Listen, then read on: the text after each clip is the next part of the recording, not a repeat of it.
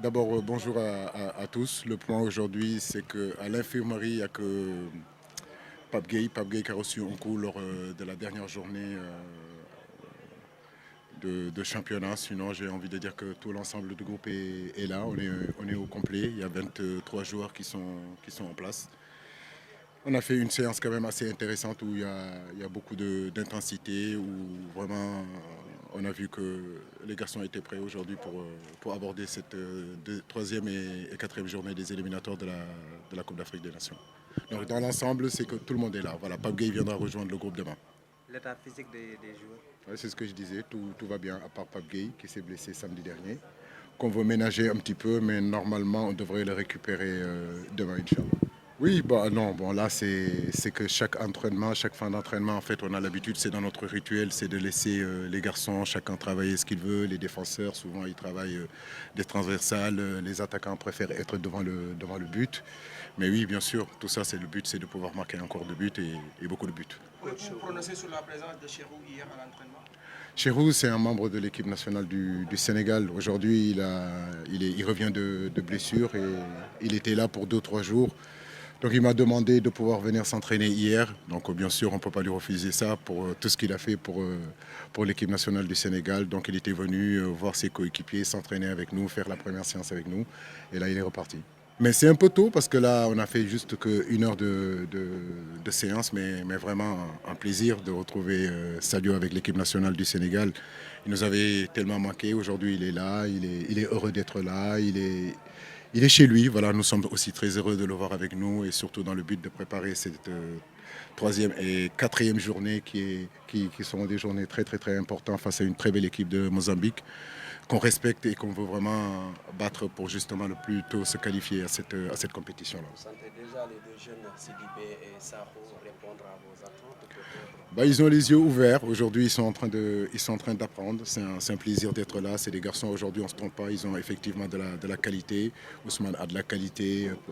Sidibé a de la qualité. Donc, les souhaiter les bienvenus et surtout qu'ils soient prêts quand l'équipe aura besoin d'eux de répondre présent pour aider l'équipe.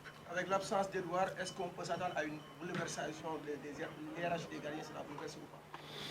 Oui, on peut y penser, mais en réalité, je pense qu'aujourd'hui, on a 3 bons gardiens, que ce soit Gomis qui a repris la compétition, que ce soit Seni qui est en train de faire de très bonnes choses aussi, et que Mori, par rapport à la saison qu'il est en train de faire, on est en train de voir en tout cas la meilleure solution. Mais une chose est sûre, c'est se doter de 3 très bons gardiens, c'est très intéressant pour l'équipe nationale du Sénégal. Après, le choix se fera avec l'entraîneur des gardiens, Tony Silva, pour faire le choix définitif. Comment ça se passe l'intégration de Fadiga et Niakhaté?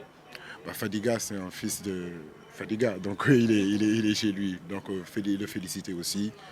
De la même manière que les John Lepi, ce sont de jeunes joueurs aujourd'hui qui arrivent dans cette équipe nationale. Ils apportent un vent de fraîcheur. C'est des garçons aujourd'hui qui ont envie de continuer à être dans cette équipe nationale. On le voit, donc oui, bien sûr, on va continuer à les appuyer, à les encourager et surtout à les préparer pour que justement le moment qu'ils vont rentrer sur le terrain, de donner le maximum. Parce que être sélectionné, c'est très bien, mais aussi ils sont là pour jouer et je crois que quand on aura besoin d'eux, ils seront présents. Oui, mais il faut dire qu'il y a des novices, mais je pense qu'aujourd'hui, le groupe qu'on a constitué, il y a beaucoup de polyvalence aussi, quoi. Donc, je veux dire, Abdallah, c'est pas un garçon qui est nouveau. Il était déjà venu, certes, il y a quelques années, mais aujourd'hui, avec ce qu'il fait avec ce show est bien classé. Aujourd'hui, effectivement, avec la blessure de Jacob et l'absence de Salih aussi, qui dure encore, bah, je pense que c'est l'opportunité pour lui aussi de montrer qu'il a le niveau pour aider cette équipe nationale-là. Mais c'est un garçon qui a de la qualité. Il était très proche de cette équipe nationale, ça n'a pas été fait. Il n'a pas pu être sélectionné pour la Coupe d'Afrique dernièrement, mais aujourd'hui il est en train de revenir et c'est un garçon crédible. Je pense que quand l'équipe aura besoin de lui, on peut avoir confiance en lui. Au niveau de l'axe, vous avez une idée entre Khalidou Koulibaly, Niakhaté et Abdallah? Ça aussi, c'est des choix qu'il faut mettre en place. Ce sont des garçons qui sont intéressants. Kalilou, on ne le présente plus. Ablaï Sek, il est quand même dans une certaine régularité avec le Maccabi Haïfa. Moussa Niakhaté, aujourd'hui, il n'est pas allé à la Coupe du Monde parce qu'il était blessé. Sinon, c'est vrai que c'est un bon pédigré pour nous. Donc, ça me donne plus de choix et c'est intéressant aujourd'hui. Vous avez parlé tantôt de Salou aussi. Savez-vous des nouvelles de lui? Non, j'ai pas beaucoup de nouvelles de Saliou, mais bon, j'espère qu'en tout cas, sa situation se réglera rapidement.